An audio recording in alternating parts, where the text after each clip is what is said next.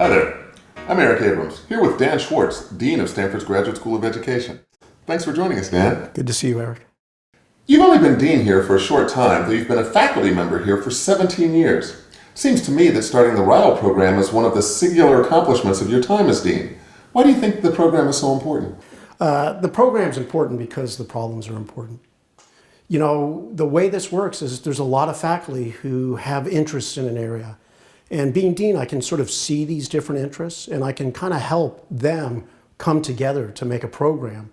And so we can have a program that's interdisciplinary. And this is a new thing where all these faculty are interested in questions of race, poverty, inequality, language, and many things that affect educational opportunity can now work together to try and solve these problems. So given our faculty interests in these areas, is it fair to say that the Stanford GSE is uniquely positioned to create a program like this?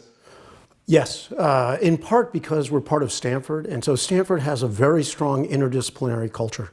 It's very easy to work with other people and across disciplines, and to make a PhD program, these faculty now, who all have expertise in things like economics, anthropology, critical race theory, linguistics, to put them together to try and work with students, now suddenly they're going to be very interdisciplinary.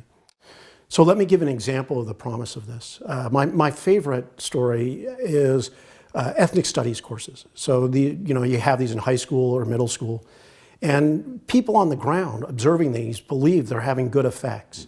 And there's been a lot of buzz.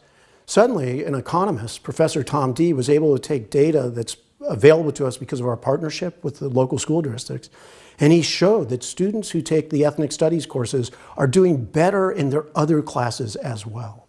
And so this is an important finding, and it has this double quality that I really like. It supports local decision-making for the school district. They now know what to do, but also provides high-impact generalizable knowledge for everybody else. And this is the kind of thing you hope for. That's really powerful. So it seems like there can be significant positive effects for schools and for society as a whole from a program like this. I think so. I think that's the hope. And so for a program like this, I think the most immediate ambition is that we start training a new generation of researchers and thinkers who really have an interdisciplinary approach. And so they're thinking broad-based. Because when you're all pulling together to solve the same kinds of problems, you really want to hear what other people have to say, as opposed to saying, no, it should be my way. So it is a different time. And I think there's a lot of hope, but we do need to let research universities do what they do best, which is to generate new knowledge, but also help people with local decision-making based on good policies. And I think we're in a position to begin doing that. Is there one or two more things that you'd like people watching this to take away? But when I think of the RILE program, I think world-class faculty, world-class students, world-class problems.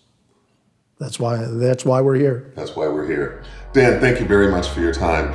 Again, I'm Eric Abrams, and we'll be back soon with another episode of The RILE Moment.